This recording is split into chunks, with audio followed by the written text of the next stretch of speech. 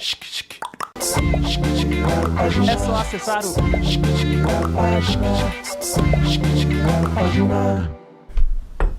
Olá, tá no ar mais um episódio do podcast Política de Primeira. Sejam bem-vindos a este espaço de debate de ideias, da política, e tudo leva à eleição em 2026. Por isso esse podcast tem esse objetivo, nesses primeiros episódios de 2026, trazer os representantes dos partidos em Mato Grosso do Sul para você entender um pouquinho dessa movimentação do tabuleiro do xadrez.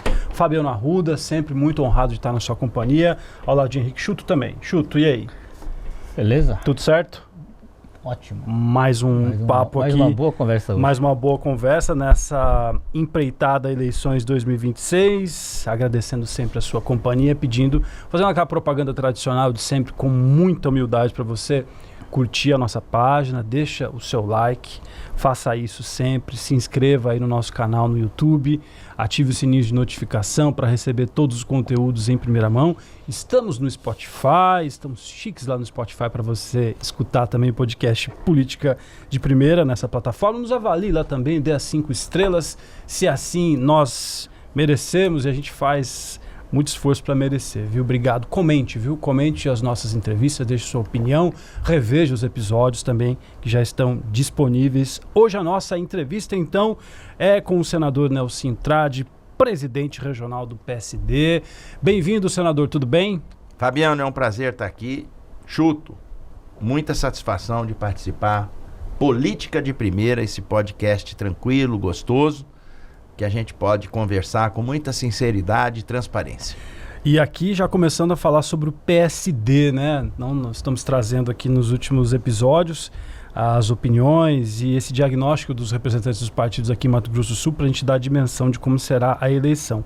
O PSD está organizado como hoje aqui em Mato Grosso do Sul em relação a diretórios, a lideranças? Como é que o senhor pode apresentar o PSD neste momento, 2026? O PSD é o 4º maior partido do Brasil.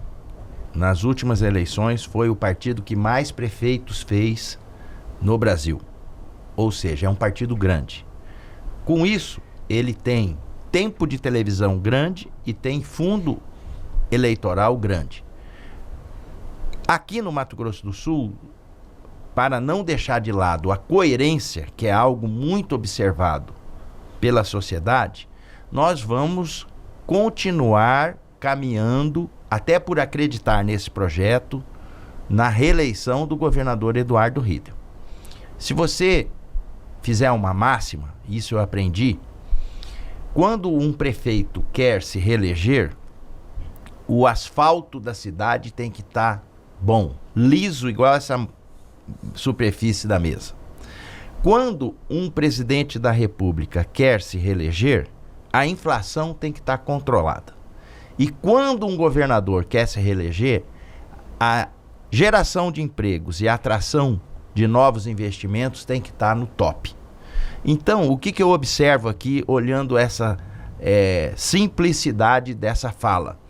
Que o Mato Grosso do Sul hoje é o estado que mais gera emprego no Brasil, em função dos investimentos que estão sendo gerados.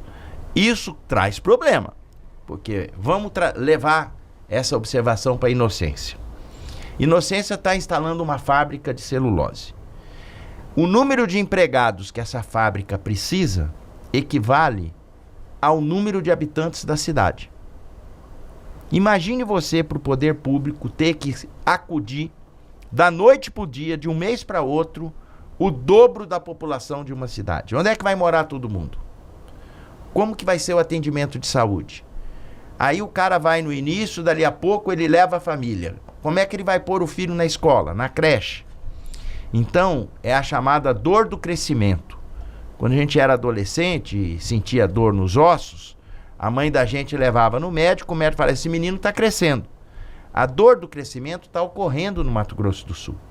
E a equipe do governador Eduardo Riedel, e ele mesmo liderando isso, tem procurado suprir as dificuldades com soluções. Então, na minha avaliação, o governo está indo bem. Não é só eu que acho isso, as pesquisas de opinião também. E eu entendo que para Mato Grosso do Sul continuar nesse caminho de desenvolvimento, não é hora de mudança ou de alternância. Senador, o PSD regionalmente pensa ou pretende montar chapas para deputado federal e estadual? Olha, Isso está em planos? se a sinceridade for o pano da frente das respostas dos outros dirigentes partidários, todos vão afirmar o que eu vou dizer aqui. Com a mudança da legislação, está cada vez mais difícil e trabalhoso você montar chapa competitiva, tanto para deputado federal quanto para deputado estadual. Porque acabaram-se as coligações partidárias. Antigamente você pegava 3, 4 bons do seu time, coligava com 3, 4 bons do time que tem uma linha ideológica parecida, fazia uma aliança e ia para a eleição. Hoje não pode. E qual o risco que corre? Vamos dizer que vocês dois queiram ser candidatos a deputado federal, é do PSD. Eu não posso desperdiçar 2 potenciais companheiros ideológicos no meu partido se eu não vou conseguir fazer a legenda para você poder ganhar a eleição. Então, do que adianta eu bater no peito e falar, vou ter chapa para estadual, vou ter chapa para federal, se eu não conseguir dar uma chapa competitiva para viabilizar a eleição daqueles que querem sair pelo PSD. Então nós estamos nesse caminho, procurando organizar o partido junto aos partidos aliados, tendo como prioridade a nossa reeleição para o Senado. O senhor foi em legenda, o coeficiente eleitoral, né, para uma vaga de deputado federal hoje seria, o partido teria que fazer 200 mil votos, mais ou menos? Mais ou menos isso, com 9 candidatos. Para ter uma vaga, né? Para ter uma vaga. É difícil. E aí, nesse sentido, então, para a gente ir bem direto ao ponto, o resumo nesse momento, o PSD, desculpa, ainda não tem esse retrato definido sobre qual chapa pode lançar na eleição. Não tem, a gente sabe que isso é dinâmico, até o prazo final da filiação, que é início de abril, pode dar um problema numa agremiação, querer migrar todo mundo para cá, dependendo da linha ideológica, quer dizer, nós não vamos também deixar de observar a coerência. Isso aí é muito observado e cobrado do eleitor. Então, nessa questão, eu estou absolutamente tranquilo. Até porque, qual que é a prioridade do PSD do Mato Grosso do Sul? Isso não sou eu que estou dizendo. O presidente Kassab falou. É a reeleição do seu senador, que é o Nelsinho Trade, por ter feito um bom trabalho, ter feito entrega. É um senador nacional, não é só restrito ao Mato Grosso do Sul. As pautas que tem pela frente, a gente sempre coloca a nossa opinião, tem o nosso trabalho. Então, isso para nós é algo como prioridade. Vamos falar um pouco sobre eleições presidenciais, Fabiano? Porque isso impacta também aqui no estado, Exatamente. Né? O PSD tem vários nomes aí que podem ser um candidato à presidência, né? E o Kassab disse que vai lançar um nome, né? Um nome, né? Pode colocar aqui Eduardo Leite, Ratinho Júnior, Ronaldo Caiado. Já tem alguma orientação nacional do PSD em relação a isso nesse momento? Tem, de que nós vamos ter candidato a presidente.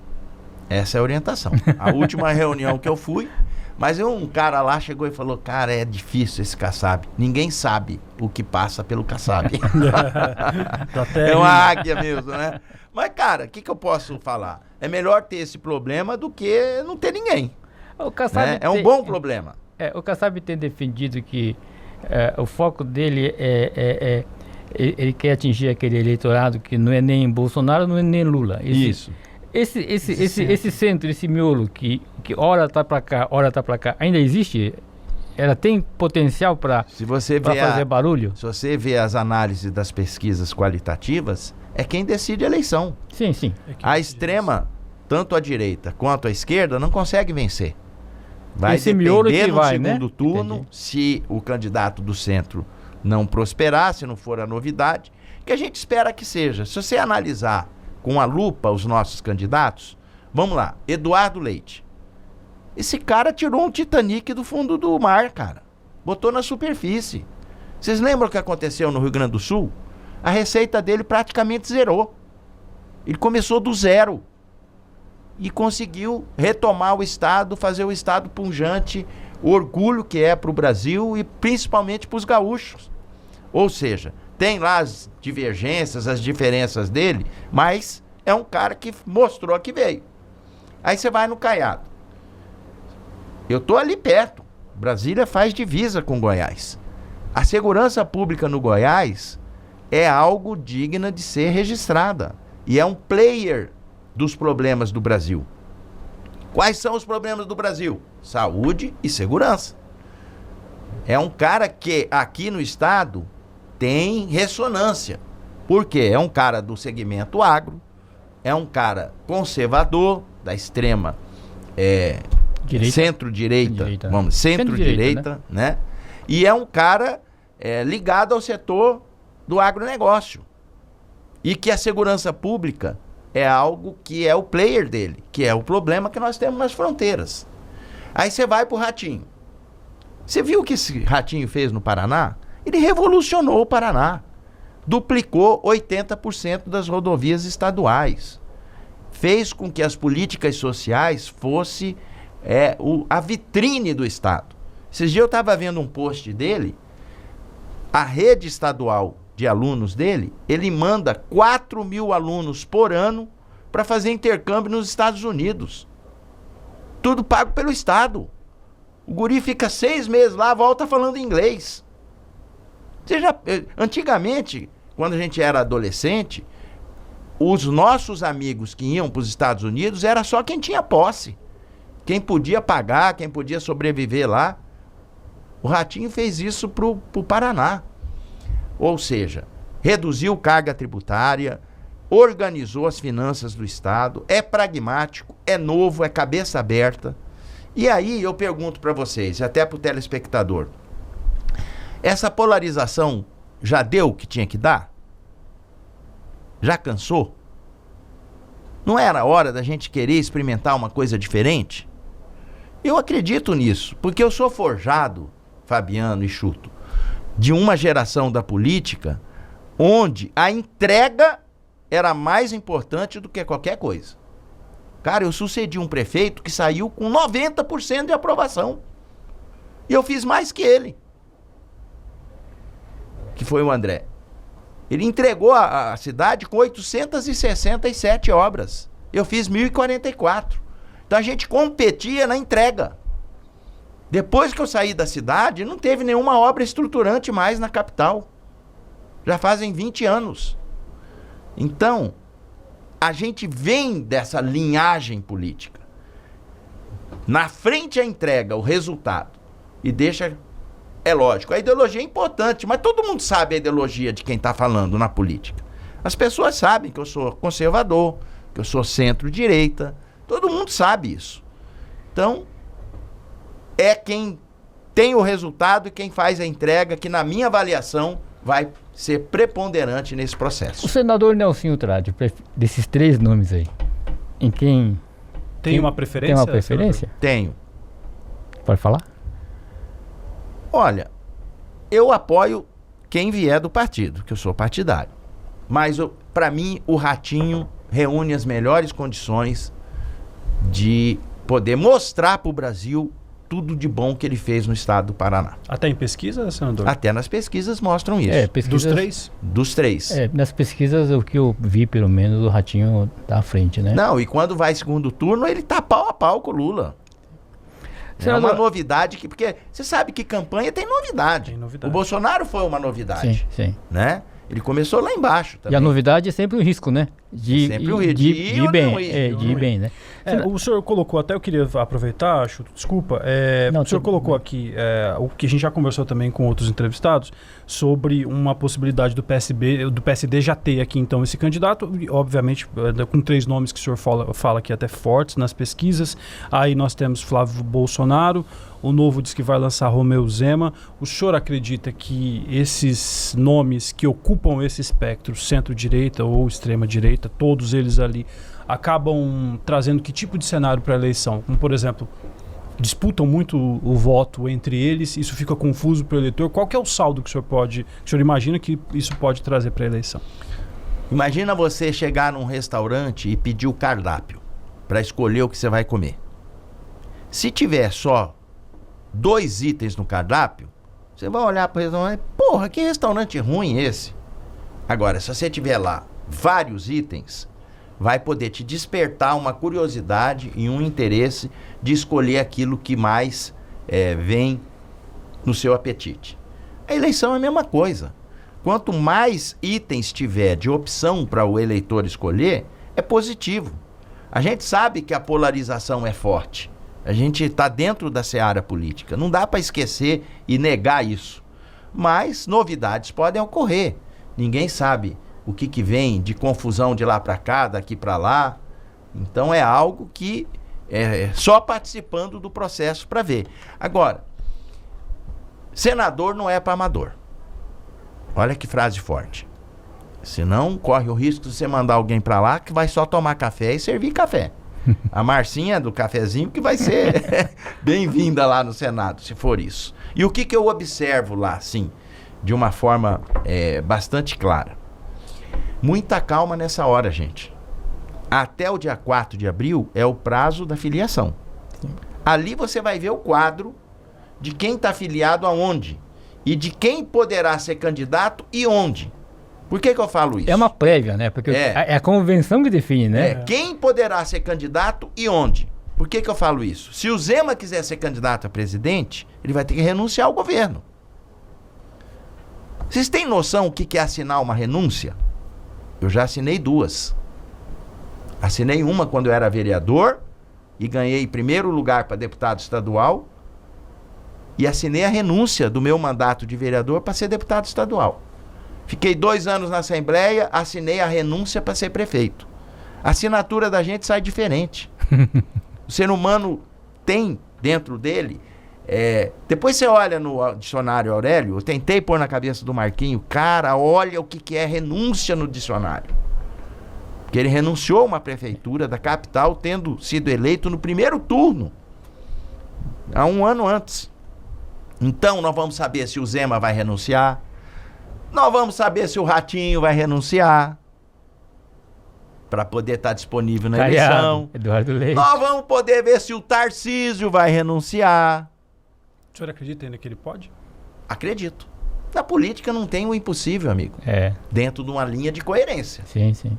Né? Sim. Tem coisas impossíveis que alguns fazem que deixa cabelo em pé. Porra, o cara tava militando num campo, foi para outro completamente oposto, como é que pode?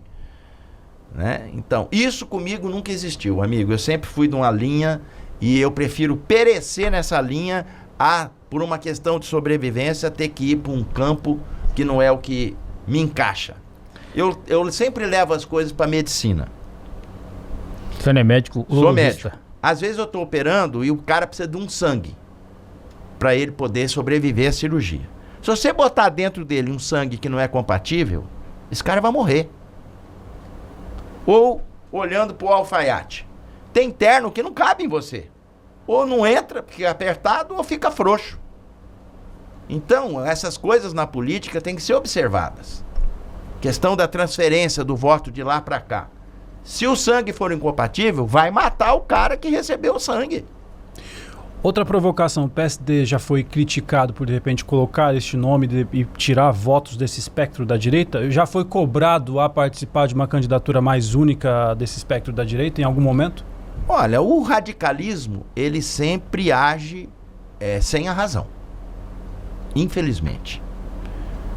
É algo que não é bom para a política. Porque vamos lá.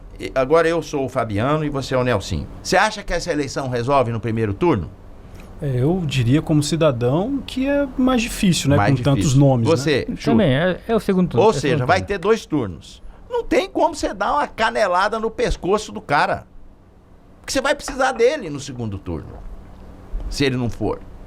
Então, a política é isso. É você olhar bem a situação para você poder saber quem que poderá te ajudar a você chegar onde você quer. Pragmatismo, entrega e boas propostas. Eu acho que isso vai ser os 3 pilares dessa campanha de presidente. Senador, É certo que o PSD vai ter um candidato, nas palavras do Kassab, presidente do partido, né? Como uma candidatura em nível nacional impacta na sua candidatura à reeleição? Só vai fazer o palanque aqui no estado para quem for candidato. Sim. E como é que isso qual é o reflexo direto disso na sua campanha? Eu lembro, em Vamos 2018... imaginar, desculpa interromper o senhor, Sim. vamos imaginar que o senhor já verbalizou aqui que o senhor sobe no palanque de Eduardo Riedel para a Sim. reeleição, mas Riedel, obviamente, pode apoiar outro Vai candidato. apoiar o Flávio, né? Flávio. Tem falado isso. Ele tem falado isso. Vai apoiar Flávio, inclusive teve uma publicação recente deles com Flávio Bolsonaro nas redes sociais. E aí como é que fica nesse palanque? O senhor pede voto pro presidente da República, ele pede para outro e assim funciona? Só para não sair do raciocínio, a gente falou no tempo cronológico, 3, 4 de abril é o prazo de filiação. Aí o que vai acontecer? Nós vamos entrar num período, até as convenções partidárias... Como assim, julho? Que vai ter Copa do Mundo, aquela coisa toda. Aí o que você vai ouvir na política? Só depois da Copa. Primeiro Aí era você depois do torce pro carnaval, Brasil ir né? pra final, porque se ele sair ganhar. antes, puta, a Copa já acabou, Já tem acabou. que resolver já. Tem que resolver tudo, apressa Né? tudo, né? Então, essas composições, só depois da Copa, né? Que vai acontecer. Agora... Mas esse cenário que o Fabiano apontou, Não, pode eu vou acontecer, né? responder. Era para acontecer, né? Aconteceu com a gente em 2018, pessoal. Nós apoiamos o Geraldo Alckmin do PSDB. Uhum. O Reinaldo era PSDB. Na convenção que a gente foi aprovado, o Reinaldo falou: nós temos 2 candidatos no arco de alianças que nós montamos. O Alckmin e o Bolsonaro. Antes da facada. Então, se o PSD tiver coligado com o Riedel, até por uma questão de estratégia, de inteligência, ele não vai deixar de mencionar a opção que ele tem. Até porque essa opção pode virar. E não vai deixar essa porta fechada. Isso não é infidelidade, isso aí está dentro do contexto do jogo. Né? Seria ruim se ele falasse um outro campo. Ó, eu tô com fulano. Aí negou, opa, o que é isso? Sim. Né? Dentro de um espectro ideológico, né? Deixa eu só aproveitar aqui, Fabiano, dar uma sequência aqui nessa fala ainda sobre essa disputa eleitoral presidencial e os impactos aqui para o Estado. Como você avalia essa questão? O PL, o PL tem um candidato ao Senado que é o ex-governador Reinaldo Azambuja, né? O segundo nome estava caminhando, parece que houve um acerto entre o Contari e o presidente nacional do partido, o Odemar da Costa Neto, de que ele seria o segundo nome. Bom, isso apareceu, isso está sendo divulgado por aí. Mas o fato é que, será que o PL já tem esses 2 nomes para... Quando eu digo PL, eu digo PL e PP, PP União, né? Essa frente para a reeleição do Riedel. Que as 2 vagas para o Senado já estão fechadas ou só tem um espaço para entrar nessa... Não existe nada fechado. Nada fechado. Nada. E o leque de opções vai aparecer, o leque singular vai aparecer para a sociedade escolher. Sim. Se tiver mais gente do campo da extrema-direita candidato, algo que eu imagino que possa ter, por quê? Uma coisa é o Valdemar falar. Tem que levar em consideração o presidente do partido. Outra coisa, que o presidente Bolsonaro escreveu e assinou. Às vezes o que você fala, as palavras vão no vento. Mas o que você escreveu e assinou, o cara põe num quadro. E ali ele escreveu e assinou um outro nome que não desse que você falou. Sim. Exatamente. E aí, nós temos uma outra pessoa, que é uma mulher, que já se articulou nisso e teve a garantia de lá de que ela também vai ser candidata. Jane Nogueira, né? Que é a vice-prefeita, que é uma boa candidata, assim como o Contari é um bom candidato, assim como o Polon é um bom candidato. Cada um tem sua virtude e seu defeito, eu também. Isso é bom porque o eleitor vai, de uma maneira tranquila, ele vai poder escolher. E qual que é uma situação diferente nessa eleição? Ele vai poder escolher 2. São 2 vagas. Às vezes tem o do coração, mas tem o da razão. Então, a questão do voto nessa história ela vai medir as duas coisas. A razão e o coração. Tem um que ele é apaixonado, nesse eu não abro mão, se der eu voto 2 vezes nele, não pode. Mas aí se ele escolher um outro da razão, vale igual o primeiro da paixão dele. Que voto é voto, né? Voto é voto. Então muita água ainda vai rolar por debaixo dessa ponte. Mas indo direto ao ponto, o senhor acredita que o senhor consegue transitar nesse espectro entre, por exemplo, um eleitor que faça o seguinte raciocínio: não, eu tenho 2 nomes que representam aqui o PL e tem essa identificação, quem é do espectro da ideologia da direita, o bolsonarismo, mas o senhor, eu vou fazer uma escolha de um e o outro, de repente eu escolho um outro espectro. Onde é que o senhor acha que o senhor se encaixa nessa linha de raciocínio aí? Olha, a eleição do Senado, ela sempre é escolhida pelo eleitor nos últimos 15 dias. Não adianta o cara querer falar que já ganhou, que não existe isso. Ué, você vê a última. As últimas eu eleições. Tive 2. Que a Soraya ganhou faltando 7 dias para a eleição. Vocês lembram de uma canseira que o Egon deu? Eu não lembro em quem que ele deu. Do Carmelino, a canseira que o Carmelino deu num outro. Então, você lembra que a vitória do Delcídio na primeira vez foi uma surpresa? Tinha outros candidatos mais fortes. O próprio Rames. Então, isso é uma coisa assim que é muito nebuloso. Tem que ter tranquilidade e saber dar o torque final na hora certa. Né? Aí, fala, o Nelsinho é estrategista, que não sei o quê. Não é, gente. Eu tenho experiência. A vida me deu isso. E eu subi a escada degrau por degrau. Eu não queimei etapa. Eu fui vereador. Vereador é a pós-graduação na política. Ali você aprende requerimento, indicação, questão de ordem, pela ordem, que é igual no Senado. Eu fui deputado estadual, eu fui prefeito, eu disputei uma eleição de governador. Eu estou montando a minha estratégia agora, é a 5ª montagem que eu faço na minha vida, majoritária. Fora as proporcionais. Então, tranquilidade, eu tenho resultado, eu tenho entrega, e eu tenho confiança no meu trabalho. Quando as pessoas falam, não, você vai para um debate com todo mundo. Ótimo. Eu vou. Você é o primeiro a falar, não é o último. Ótimo. Eu confio no que sai daqui. Senador, o senhor já afirmou aqui que o senhor vai apoiar a reeleição de Riedel, por considerar que é o melhor nome para a disputa, né, para o Estado.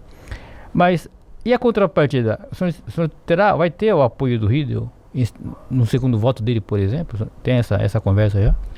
Olha, isso aí você tem que perguntar para ele. Mas a minha construção política toda foi feita em cima de apoiar esse projeto. Que essa expectativa sobre troca, se o senhor apoia a reeleição e ele apoiá-lo, é algo muito natural para a política, né? Eu imagino que o senhor, no fundo, deve imaginar... Não, veja bem, se eu fosse assim, um cara... natural, né? Vamos dizer... Meu pai falava isso, com lepra cívica, ninguém quer chegar perto. É uma coisa, mas eu não sou, cara. Eu sou um cara produtivo. Eu trabalhei por esse estado. Eu levei o nome do Mato Grosso do Sul para ser reconhecido no Brasil. Com pautas internacionais que muita gente duvidava que era possível. Cara, saiu o tarifaço, na outra semana eu tava lá, batendo na porta do Trump. Porra, um cara de Campo Grande, Mato Grosso do Sul, liderar 8 senadores para tentar derrubar o tarifaço para ajudar o setor do agro. Acordo de livre comércio Mercosul União Europeia. Eu fui 4 vezes no Parlamento Europeu fazer discurso. Equivale a você jogar na Bomboneira contra o Boca Júnior. Os caras tudo querendo te dar um pau lá. E eu olhei na cara deles e fiz o discurso. Vocês estão errados. O Brasil não é isso que vocês estão pensando. Aprovou o acordo. Derrubamos o tarifaço. Semana passada, Fabiano, eu olhei em volta de mim, tinham 9 embaixadores de países árabes pedindo para que a gente pudesse fazer uma frente de cessar-fogo e pacificação dos bombardeios que eles estão sofrendo na guerra. Falei, cara, onde que eu fui parar? Ou seja, eu valorizo o mandato que a população me deu. Eu não deixo de valorizar o mandato. Tem um serviço para fazer, eu estou dentro fazendo.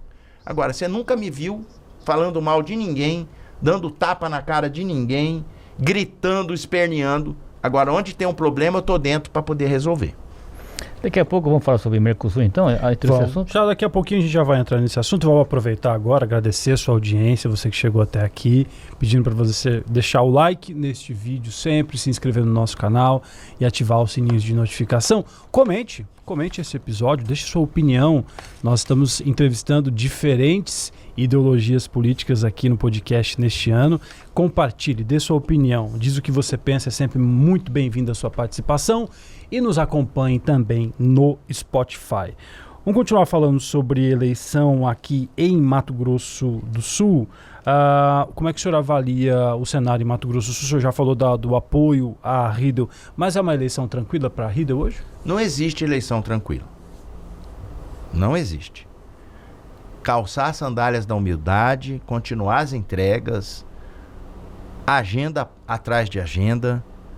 A campanha todo mundo e qualquer um faz. Agora, ter gente do lado para organizar e cuidar do emocional do candidato, isso é essencial. Companheiros leais, fiéis, para que no momento certo o ombro esteja ali, para ele poder dar uma respirada, o ouvido esteja pronto para poder ouvir, desabafar. Rapaz, uma campanha majoritária exige tanto da gente, você não tem noção. Isso é igual o piloto de Fórmula 1. Às vezes o carro capota, que não sei o quê, nego fica vendo o que aconteceu com o carro. Não quer nem saber o que aconteceu com o piloto. E isso é essa característica do candidato majoritário. Eu já disputei 4, gente. Essa vai ser a 5ª. Bom, mas aí eu vou dizer que, entrando já no nosso próximo tópico aqui, Chuto, que esta eleição talvez tenha uma particularidade muito interessante nessa trajetória política do senhor, que é provavelmente estar numa eleição em que o senhor pode ser um adversário político do seu irmão. O senhor acabou de dizer, verbalizar que apoia a reeleição de Eduardo Riedel porque entende que este é o melhor projeto para Mato Grosso do Sul. E no outro lado, como adversário de Riedel, e com que todas as conversas que nós já ouvimos aqui apontam, inclusive com a confiança do PT, é que Fábio Trade será o nome do Partido dos Trabalhadores para disputar o governo do Estado e dessa forma também uma grande expectativa para que seja o grande adversário de Eduardo Riedel neste ano.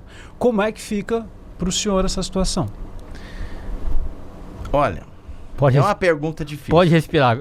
Pode respirar. Não, mas pode veja tomar bem. água, tá tudo certo. Não, vou até porque tomar. o senhor falou da trajetória sua de várias campanhas, mas o que a gente pode perceber e dizer é que essa campanha igual essa com o irmão como candidato ao governo, eu acho que o senhor nunca teve. E no campo oposto, né? Oposto. O que eu quero dizer para vocês? Muita gente pergunta isso. Deixar de ser meu irmão, ele não vai deixar de ser. O amor fraterno que a gente aprendeu no berço, de um nutrir pelo outro, não vai deixar de existir. Imagina você ensinar o seu filho a andar, ensinar ele a correr, ensinar ele a voar. Dali a pouco você vê o seu filho tendo aprendido tudo que você ensinou e ir para um outro caminho que não é aquele que você gostaria que ele fosse. O que você pode fazer? O Fábio se estabeleceu nesse campo. Ele estudou numa universidade, é porque as pessoas não sabem. Numa universidade do Rio de Janeiro, que é a universidade estadual, pública, que tem e sempre teve e sempre terá um viés do campo da esquerda. Ele foi forjado nisso aí. As convicções dele vêm desse campo. O que eu vou poder fazer? Eu aconselhei, na condição de irmão mais velho. Mas ele achou que esse era o melhor caminho até para ele poder se estabelecer.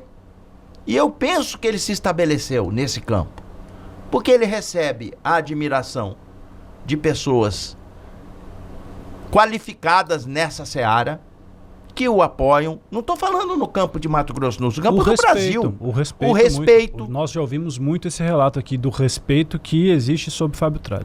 E aí eu vou fazer o quê? Eu vou dar uma paulada na cabeça dele para impedir ele de fazer as coisas? Mas sem dar uma paulada, o senhor tentou impedir que ele fosse pro PT, eu por exemplo? aconselhei. Você falou com ele? Falou 500 vezes. Assim como eu falei pro outro para não renunciar à prefeitura. O pessoal não anda ouvindo muito o senhor. Você tem irmãos? Tem. Você é o mais velho, não? Sou mais velho. Acabou. Parou a conversa aqui. Entendeu? Você já deu conselho pros seus irmãos, às vezes eles não seguiram. Exatamente. Né? Eu espero que ele saia inteiro desse processo todo. Não é fácil isso aí. Né? Às vezes eu vejo alguns equívocos. A nossa relação pessoal esfriou muito em função disso. O que eu lamento, o que é uma pena. Mas a vida é assim, gente. Né? Agora, uma coisa eu quero falar para vocês. Não é o Fábio que faz as minhas consultas e as minhas cirurgias. E não sou eu que faço as audiências e o júri dele. Ele seguiu um caminho de lá e eu segui um caminho de cá. O senhor acha vida que segue. Se a gente não tivesse num momento tão polarizado, talvez essa relação fosse mais tranquila? Com certeza. A polarização emburrece a pessoa. Bota um pano preto na cara dela. Eu nunca deixei me contaminar pela polarização. Até porque tem pautas do governo federal que eu aplaudo e tiro o chapéu que eu votei a favor. Essa pauta do gás, por exemplo, o gás do povo. Cara, isso é muito importante para quem não tem como conseguir comprar o seu gás. O senhor foi relator do projeto, eu fui, então. Eu lembro quando eu era plantonista no pronto-socorro da Santa Casa, o que chegava de gente queimada por não ter dinheiro para comprar gás e cozinhar no fogão a lenha, era impressionante. Então tem coisas positivas. Minha Casa Minha Vida. Quando eu era prefeito, eu fiz 15 mil unidades habitacionais em Campo Grande com Minha Casa Minha Vida. É um programa social do governo federal atual. As coisas boas que o outro lado que você não apoia faz, na minha avaliação, tem que ser aprimoradas do campo de cá. Sandro, vai ser difícil mensurar isso, né, em números, mas o senhor sente que essa ida do Fábio ao PT, de alguma forma, isso pode prejudicar a sua caminhada? Isso foi uma dúvida que reinou nessa composição toda, mas eu procurei fazer análises de qualitativas que mostram que as pessoas já entendem que ele tá pra lá e eu tô pra cá. Eles, né? Porque o Marquinho acabou indo pra esse lado também. E isso foi evidenciado na eleição do segundo turno do governador Riedel. Ali já aconteceu o racha. Eu fui apoiar o governador Riedel e eles foram apoiar o outro candidato. Bola pra frente. Que atrás vem gente. E aí, o que o Chu estava falando era justamente se em algum momento, até indo um pouco mais neste ponto, que é o seguinte: se o senhor, de repente, em algum momento, sentiu alguma ameaça ou algum olhar meio torto no sentido, olha, se Fábio for lançado, talvez nós não coloquemos tanto o apoio na candidatura do senhor. Isso, nessa especulação pura e simples, nessa conversa hipotética, surgiu em algum momento? Surgiu, em vários momentos. Eu procurei compreender isso, deixei isso amadurecer no juízo de quem falou, na composição e na circunstância de quem está em volta, mas aí eu olho para as outras opções e vejo assim, um foi para o lado ideológico, com respeito, sem agressão, sem querer impeachmentar ninguém, sem querer prender ninguém. O outro que está disputando essa situação já foi para um campo mais agressivo. E aí, meu amigo, você vai ter que optar. E as pessoas vão observar isso. Senador, ainda sobre sucessão estadual, eu queria apontar uma situação aqui que pode acontecer. Bom, a eleição caminhava para ser uma disputa entre Riedel e alguém do PT, provavelmente Fábio Tradi. Mas eis que surge um terceiro nome aqui da direita, que é o Catan. Hoje caminha para ser o Catan. O Catan, ele parece que está bem disposto, né, nas conversas que também a gente já teve, bem disposto a colocar o seu nome para o governo. Nesse cenário, senador, o Catan ele não tira votos do Fábio, mas pode tirar votos do Riedel. Você concorda? Concordo. Caminha para segundo turno a eleição aqui no estado, nesse cenário? Os números mostram que hoje, que a pesquisa é o retrato do momento. Do momento. Sim. Sim. O Riedel deve ganhar a eleição, seja num primeiro, seja no segundo turno. Não dá para se afirmar. Até porque aqui no Mato Grosso do Sul, parece que só o André ganhou no primeiro turno uma vez. Só uma. O resto tudo teve 2 turnos. Teve eleição em que o candidato forte tinha mais índice do que o próprio governador Riedel tem hoje. Ele sabe disso. E o Riedel é um cara persistente, trabalhador e humilde. O Riedel é humilde. É da personalidade dele. E ele não sobe no salto alto. Isso me dá, assim, uma tranquilidade em observar que não tem nada ganho, ele sabe disso. Então, o que ele tem que continuar fazendo? Continuar com essas marcas da personalidade dele e ir vencendo os desafios que com certeza existem e que serão apontados pelos opositores, mas não adianta só se apontar o que não está indo bem. Como que você vai fazer para consertar? E aí é o voto da razão. Eu entendo que o governador Riedel, com essa equipe, tem mais condições de consertar o que não está indo bem do que quem está vindo sem nem saber direito onde que fica a sala do governador. Vamos passar para a pauta agora mais nacional. Chuto, propriamente podemos voltar para a política depois. Sim, vamos conversando, né? Mas eu queria entender um pouco sobre Mercosul, porque o senador ele é presidente da Comissão de Assuntos de Relações Exteriores do Senado. Se bem que na política Senado, né? o que o pessoal gosta é o fuxico. Isso o Jé Teixeira me falou. Nelsinho, não tem política sem fuxico. E faz parte. A política é um reality, né? Né? Cada dia tem uma novidade. Cada dia tem uma novidade. O Chu estava falando sobre o acordo Mercosul-União Europeia, que passou pelo Senado agora, né? Sim. É um acordo extremamente positivo para o Brasil, para o Paraguai, para a Argentina e para o Uruguai. 26 anos para ele poder chegar nesse ponto. Ele, de acordo com o que eu li de especialistas, e eu fui estudar, 5 bilhões de dólares, 25 bilhões de reais, 5 vezes 5, 25, $1 tá 5, mais ou menos, de incremento no setor agro de exportação por ano. E o que é mais importante nessa questão? O que quer dizer esse acordo? Esse acordo vai proporcionar para quem produz, para quem tem condições de mandar o seu produto para fora, janelas de oportunidades para você não ficar só restrito às grandes potências, Estados Unidos e China. Porque imagina você investir no seu negócio, melhorar a qualidade do seu produto, organizar a exportação e na hora que estiver pronto para mandar para lá, vem uma sobretarifa que inviabiliza tudo isso. Como é que fica a sua segurança jurídica? Então você tem que ter opções. E esse acordo vem justamente num momento muito importante da geopolítica global, de dar opções para o produtor brasileiro, tanto da indústria quanto do agro, para poder mandar o seu produto para fora.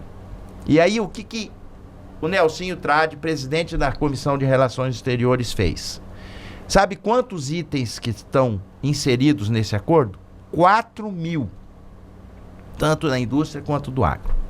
Nós montamos um grupo de trabalho, porque ninguém sabe tudo, ninguém é o senhor da razão, composto por especialistas do Senado, concursados de carreira, para poder tirar as dúvidas de quem tiver dos setores envolvidos, porque estão falando aí que o setor do leite, o setor lácteo, queijo, vai sofrer uma concorrência muito forte da Europa. Tem lá as vacas holandesas, tem lá o leite e o setor do queijo que vem da França, que aqui vai acabar com o setor brasileiro. Isso vai acontecer? Vem cá, setor do leite, senta com esses especialistas. Vai ter que diminuir a carga tributária de vocês no Brasil, para poder competir com lá. Falei com o vice-presidente Alckmin. Porque, olha, pessoal, eu não fico indo em academia lá em Brasília, não. Eu sou o primeiro que chega no Senado, quer dizer, o segundo. A Zenaide, que é a médica do Rio Grande do Norte, chega na minha frente. Mas eu sou o último que sai. Fui no Alckmin e falei, ó, nós precisamos organizar um grupo para poder atender as demandas de quem se sentir prejudicado e a gente, através do governo brasileiro, tentar mitigar esse prejuízo. Grupo formado, funcionando. Então, já com a agenda marcada para poder atender o cara que levantar a mão e falar, ô, setor do vinho brasileiro, que aprimorou. Como é que eu vou concorrer com o Chateauneuf de Pape, com o vinho francês? Vem para cá. Vamos ver o que a gente pode fazer para você poder. Azeitona, que a gente melhorou. Azeite. Esses dias eu vi. O melhor azeite de uma competição que teve foi o brasileiro. O cara, para chegar nesse ponto, para ganhar do azeite espanhol, do azeite português, nós vamos deixar esse cara gritando, chorando? Não pode. Tem que puxar, que nós somos brasileiros. Estamos aqui para defender o Brasil. E aí criar, então, mecanismos e identificar gargalos de cada setor. Não teve para quem quis participar desse negócio. Tive que restringir, porque foram mais de 15 senadores. Eu quero entrar para participar desse grupo de trabalho. Senador, é uma dúvida com relação a esse acordo ainda. Bom, a Argentina já aprovou, o Uruguai, o Brasil agora aprovou essa semana. Paraguai ainda vai aprovar porque eles voltaram do recesso agora, em março. Nós estamos no dia 5 hoje, gravando essa entrevista. Esse acordo, senador, lá na Europa, ela ainda está sendo debatido pelo jurídico deles lá, não é isso? Isso, é verdade.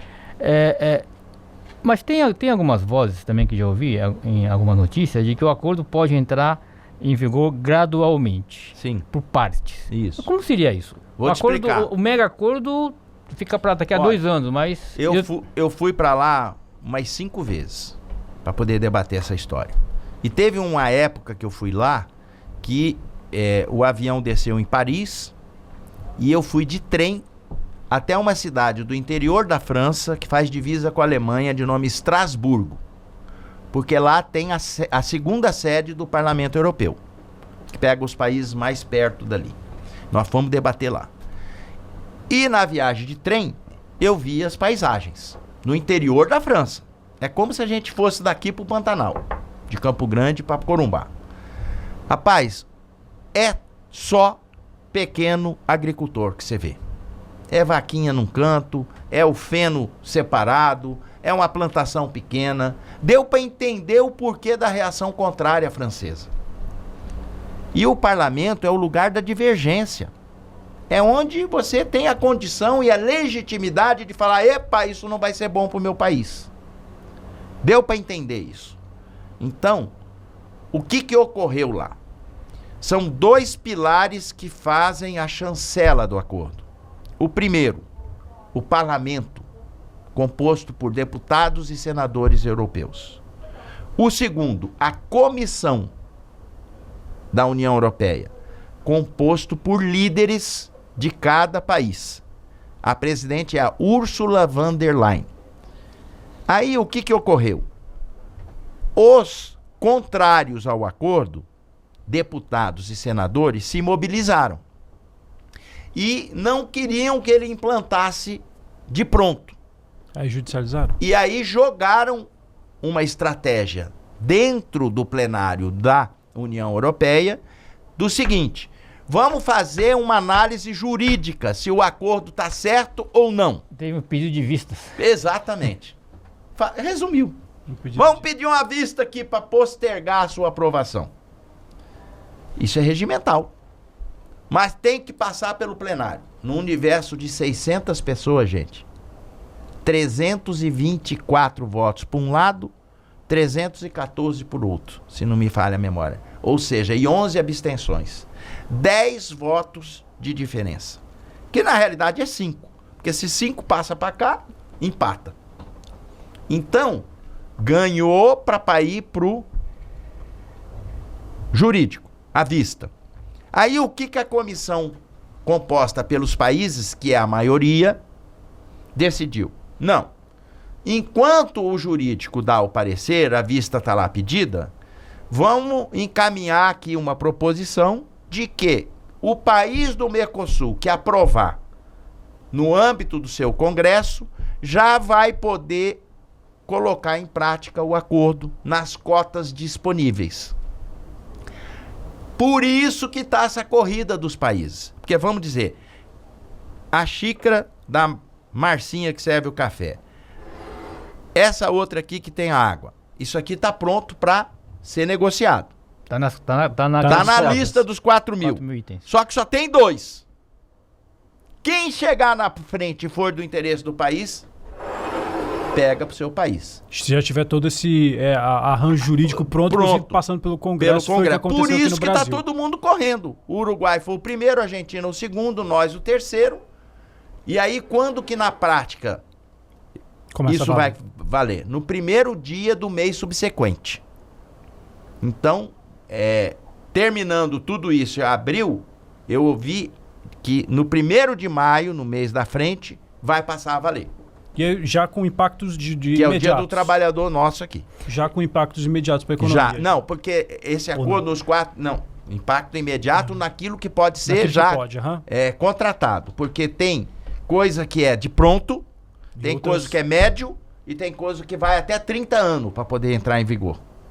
No caso, por exemplo, do Brasil, a Alemanha parece que é um país que está muito interessado em fomentar esse acordo.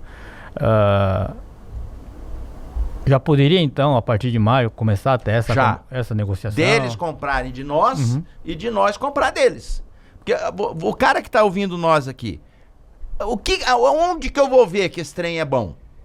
Então, a hora que ele chegar numa loja, numa conveniência que tem produtos importados da Europa, ele vai ver que vai estar mais barato do que os brasileiros. O que o setor... Por isso que a estratégia brasileira também tem que ser muito apurada, né? Para poder não tirar a competitividade. Exatamente. Né? O que o setor produtivo também observa é que a importação de tecnologia, de equipamentos também, isso vai avançar o crescimento aqui no Brasil, né? Vai. Por exemplo, carro importado híbrido. 15 a 18 anos para entrar em prática o preço sem a carga tributária e sem imposto. Vai ficar mais barato do que um carro popular daqui. Olha só. O dilema, né? O dilema. Agora, gente, isso tem que ser celebrado. Por quê? Vocês cansam de pegar a gente por aí. Porra, por que você votou isso? Que aumentou imposto, que não sei o quê, que papapá, a carga tributária está aumentando. Nós estamos falando de um negócio que vai reduzir preço. Vai isentar imposto. Vai diminuir lá para baixo. Vai baratear para as pessoas. Vai gerar emprego, vai gerar renda. E vai pressionar com que o Estado brasileiro adote medidas para fomentar a economia nacional. É um ganha-ganha. Não deixar desamparada na economia. Vai pressionar. Eu queria fazer ainda falando sobre esse mercado internacional, queria que o senhor fizesse uma avaliação se Mato Grosso do Sul saiu com muitos ou poucos arranhões desse episódio da tarifa dos Estados Unidos. Como é que a avaliação do senhor? Início foi um nocaute para nós. Porque taxou a celulose em 50%, taxou carne, taxou grãos. Foi uma porrada que nós levamos. Desculpa falar assim, mas foi. Aí, a gente começou a gritar lá. Falei, vocês estão doidos, isso aí é muito ruim para vocês. A balança comercial é positiva para vocês. Equivale você cortar a relação com quem te paga em dia, te paga bem e te dá um bom produto. E o que é uma particularidade que a gente percebeu lá? Eu gosto de observar detalhes. É da minha natureza de médico para descobrir os diagnósticos das doenças difíceis.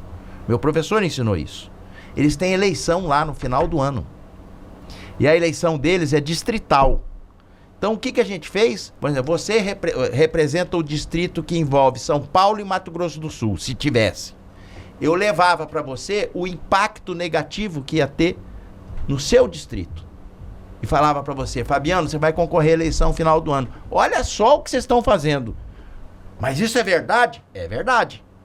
Aí começou a reação lá. E um deles falou, um instrumento legal que o presidente Trump fez para fazer esse decreto tinha que ter passado pelo Congresso. Nós vamos questionar a Suprema Corte. E aí que houve a decisão recente da Suprema Corte. E a gente olhou um para a cara do outro e falou, mas não vai conseguir nunca, porque a maioria é ligada aos republicanos. e olha o que deu. Por 6-3, a Suprema Corte derrubou o tarifácio. Derrubou. E aí a celulose, todos, né? Imagina você, os caras tudo em pleno vapor, Suzano em pleno vapor, lá em Ribas.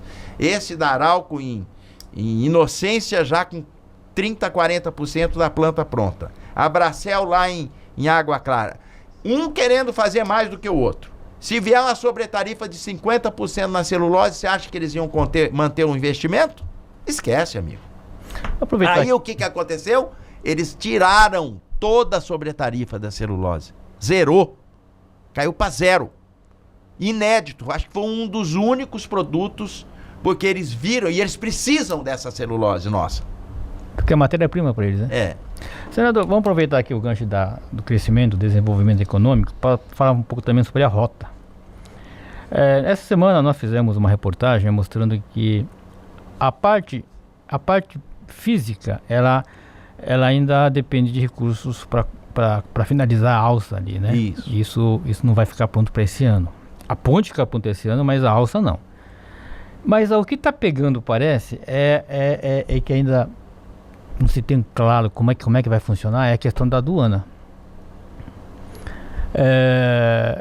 A gente ouviu o pessoal do transporte, eles falam o seguinte, que não tem como um caminhão, uma carreta com transporte ficar parado 2 dias em cada aduana, ou 3 dias, ou dependendo. Se isso acontecer, todo aquele ganho de tempo, né, pela rota vai se perder. Perfeito. Como estão as articulações para organizar, para viabilizar, para construir uma aduana mais ágil? Excelente pergunta.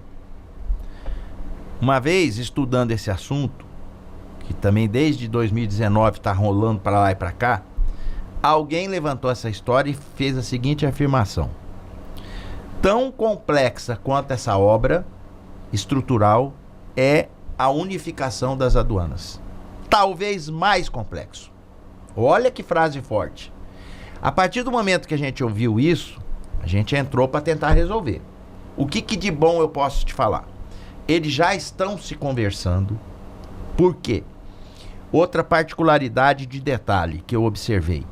Entra presidente da esquerda, sai da direita, seja lá no país que for que está passando a rota, Brasil, Lula, Bolsonaro, Argentina, Milei, Fernandes, Chile, entrou um da direita no lugar da esquerda e vice-versa. Só o Paraguai que é da mesma linha. Nenhum dos presidentes abandonou o projeto. Isso mostra que o projeto é bom. Ele está acima de qualquer questão ideológica. Porque tem aquela história do cara da esquerda entrar ou da direita e falar: ele que começou, não vou concluir, porque senão a marca vai ser dele. Não teve isso. As alças que precisam ser feitas para a ponte, isso é igual a um viaduto que você está passando. Se você quiser contornar, você tem a alça do viaduto. A ponte é a mesma coisa. Equivale ao valor da ponte, 400 milhões de reais. Então nós estamos batendo cabeça lá, porque o lado paraguaio está mais avançado do que o nosso. E o lado brasileiro precisa avançar, porque vai correr o risco. A ponte está se beijando, né? Agora, é o beijo da ponte. O lado paraguaio está vindo, o lado brasileiro está vindo, pum, vão beijar. Até junho está beijada a ponte. Maio, junho. Aí as alças não estão prontas. Não vai dar para inaugurar. Aí você sobrevoa, como eu sobrevoei. O lado paraguaio, vamos dizer, está 60% mais adiantado que o nosso. E a gente foi no ministro Renan Filho, que é o que libera o recurso do DENIT. Ministro, precisa continuar focado nisso aí. Dia desse ele foi numa inauguração lá em Inocência, da obra lá que estava... Da ramal ferroviária, né? Da Arauco. E ele veio de Brasília até lá, eu vim no avião dele, só fiquei na orelha desse cara. Levei caderno para mostrar como é que estava. Agora, essa questão das aduanas é muito importante, porque nada adianta ter alça, ter ponte, diminuir 8 mil quilômetros marítimos, 14 dias de viagem. Se você burocratizar o trajeto da mercadoria, né? Tem que ter um QR Code dos produtos que vão pela rota. Passou, é da rota, pode ir embora. Mas, senador, aí eu quero fazer uma analogia aqui. Vamos pensar aqui na União Europeia. Um produto, um vinho que sai de Portugal, que vai ser consumido lá no outro país, na Áustria. no outro país. Deve ter um sistema alfandegário, tributário, que sai de Portugal e não precisa ficar parando em cada fronteira para fiscalizar, não é? É verdade. Agora, o que nós temos hoje de positivo para isso? Nós temos a tecnologia, amigo. Antigamente era papel que você pegava, aqueles... Nós já paramos em inspeção no Paraguai, na Bolívia, que não é, mas a gente já parou, a gente sabe como é que é. Os caras querem saber até a cor da sua meia. E você fica lá não sei quantas horas parado. O dia, né? Mas aí o ponto de atenção aqui nessa questão da aduana, senador, é o quê? Passar pelos congressos? É uma questão legislativa? Executivo e legislativo. Fica pronto quando? Já avançaram. Estão se conversando, tem reuniões frequentes para poder... Seria assim, uma base em cada lugar. Esse é o do traçado da rota bioceânica, então é lá que você tem que ir. Vai, pá, pum, pode ir embora. Mas tem essa expectativa? O senhor diria que é uma expectativa positiva de que a obra fique pronta e as aduanas estejam resolvidas? Até porque eu não estou no executivo, mas eu já fui do lado de lá, eu já fui prefeito, eu sei como que a coisa tem que funcionar. Vai depender muito do pragmatismo de quem está nos executivos, a nível de presidente.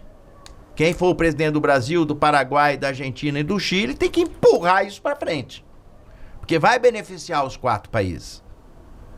Eu fiz reuniões com o embaixador da China, dos países do Sudeste Asiático, que é a ASEAN, Singapura, aqueles países que ficam ali em volta. Tá todo mundo esperando isso, cara. Vai reduzir 40%. Do tempo. E de dinheiro. Para mandar para lá. O tempo que economiza de barco, de frete, é o dinheiro que fica para... né, fica e sobra. Estamos aqui já indo para o encaminhamento para finalmente, senador. Já foi mais de 1 hora de entrevista, de conversa. Vamos falar um pouco sobre o futuro político? Vamos. O senhor é candidato à reeleição? A legitimidade da legislação me dá essa condição. Ninguém tira esse direito que eu tenho.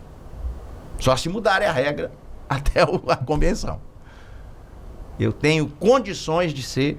não só pelos índices que eu tenho nas pesquisas, pelas entregas que eu fiz, mas por ter o 4º maior partido, que eu sou presidente aqui no estado, o 4º maior tempo de TV e o 4º maior fundo eleitoral. O senhor vai dizer que uma das 2 vagas ao Senado será sua nesse ano, como todo candidato tem que dizer, ou poder pelo menos ter essa expectativa. Otimismo faz parte da minha vida, da minha personalidade, mas pé no chão também. Qual seria o candidato que teria mais condições hoje? Até o senhor pode dizer, até o senhor fala tanto de pesquisas, imagino que o senhor trabalha muito com isso também. Quem que reúne as melhores condições de ocupar a vaga hoje? Eu não subestimo ninguém, nem do campo da esquerda, nem do campo centro da direita. Todos, para mim, têm virtudes, têm defeitos, mas eu acho que a dor de cabeça que eu tenho é menor minha para eles do que deles para mim. Eles devem olhar e falar, esse Nelsinho é danado, que eu não sei o que. Sai fora desse Nelsinho! Senador Nelsinho Trade, muito obrigado pela entrevista mais uma vez, por esse bate-papo sobre política, sobre os arranjos desenhados aí para 2026, presidente regional do PSD, e até uma próxima. Obrigado, Fabiano, muito feliz, nem vi o tempo passar. Henrique Chuto, obrigado. Estou muito feliz de voltar aqui. A Política de Primeira, esse podcast muito interessante, em que vocês estimulam a gente a ser verdadeiro e transparente. Eu acho que isso que é o que as pessoas querem ver da gente. Muito obrigado, senador Chuto, obrigado. Obrigado, Fabiano. Mais uma vez. Até a próxima. E a você que ficou com a gente até o final deste episódio, muito obrigado sempre. Continue interagindo, participando, deixando seus comentários nas nossas entrevistas e curtindo, né, a nossa página. Deixa o seu like, ative o sino de notificação, se inscreva no nosso canal, nos acompanhe no Spotify, para você que de repente tem essa preferência de ouvir, fazendo outras coisas, ouvir no carro, tem essa possibilidade. O bate-papo passa muito rápido, isso a gente pode garantir. Eu agradeço mais uma vez a sua audiência, a sua companhia, e te espero no próximo episódio para a gente falar sobre política e trazer muito mais dessa movimentação do tabuleiro da eleição 2026. Até lá.